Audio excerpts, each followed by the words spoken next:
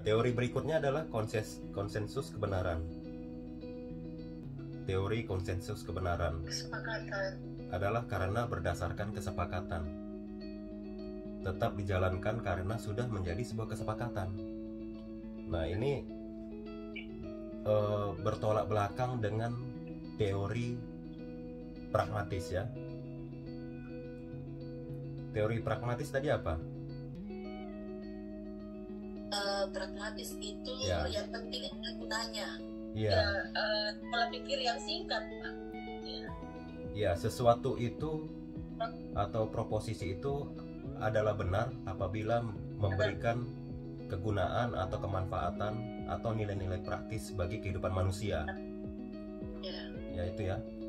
Nah, artinya jika dibandingkan ada dua proposisi ini, dua keyakinan, dua kebenaran. Nah, pasti kita memilih mana yang paling berguna bagi kita menurut teori pragmatis ya. Kalau kita berpandangan secara pragmatis. Nah, tapi kalau kita berpandangan berdasarkan konsensus kebenaran, berdasarkan teori konsensus ini, nah ini bertolak belakang dengan pragmatis. Artinya kalau di awal itu sudah disepakati, maka itu harus dijalankan walaupun itu tidak memberikan manfaat bagi kita. Nah, itu bedanya ya. Walaupun itu tidak memberikan manfaat atau kegunaan, itu tetap harus kita jalankan. Karena apa? Karena sudah menjadi kesepakatan di awal. Nah, itulah yang benar. Nah, jadi misalnya ini gampang ini ya. Misalnya ini dalam dunia hukum paling banyak ini terjadi. Kalau dalam kehidupan rumah tangga mungkin yang lebih cocok ya. Dalam kehidupan rumah tangga misalnya, ya mungkin kalau ada dua pilihan, ibu harus mau berumah tangga dengan siapa. Mungkin kalau bisa memilih, ibu pasti mau berumah tangga dengan orang yang kaya, orang yang hebat, seorang pemimpin, idola lah. Itu karena apa? Karena memberikan manfaat kepada kita kan, kepada ibu sendiri ya, memberikan manfaat, kegunaan. Dia sebagai seorang suami akan sangat bermanfaat bagi ibu sendiri. Nah, tapi saat ini ibu sudah menjalani rumah tangga dan sudah ada kesepakatan di awal, ada ikatan perjanjian nikahnya. Nah, artinya apakah di saat seiring berjalannya waktu 10 tahun, 20 tahun, jika dia suami ibu sekarang tidak memberikan manfaat bagi ibu sendiri, itu gimana? Apakah ibu langsung menceraikannya? Kan tidak kan? Karena itu sudah menjadi konsensus di awal.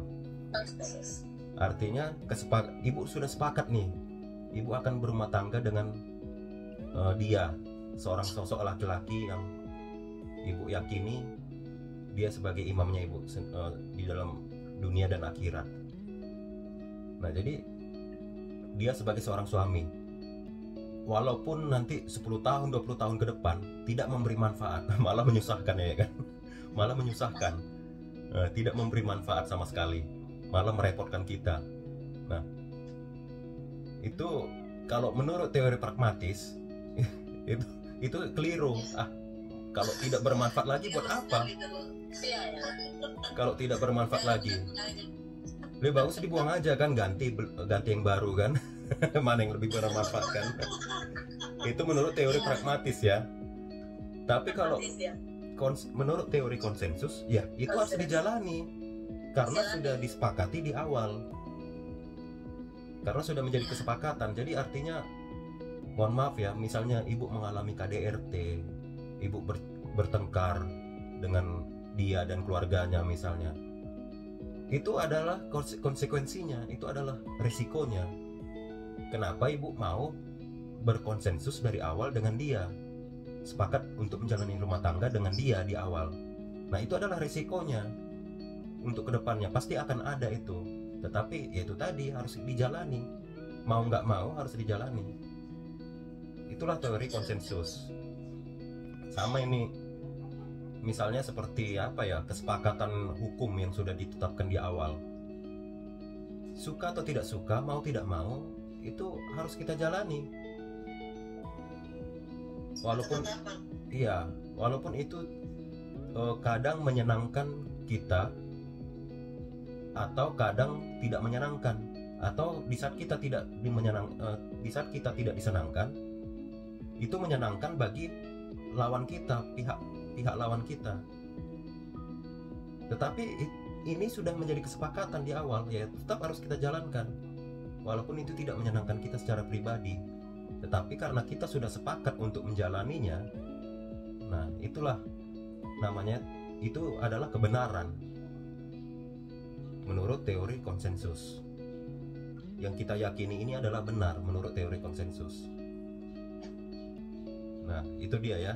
Ini teori konsensus ya. Udah paham ya sampai sini, Bu ya? Iya, Pak. Iya, Pak. Ya,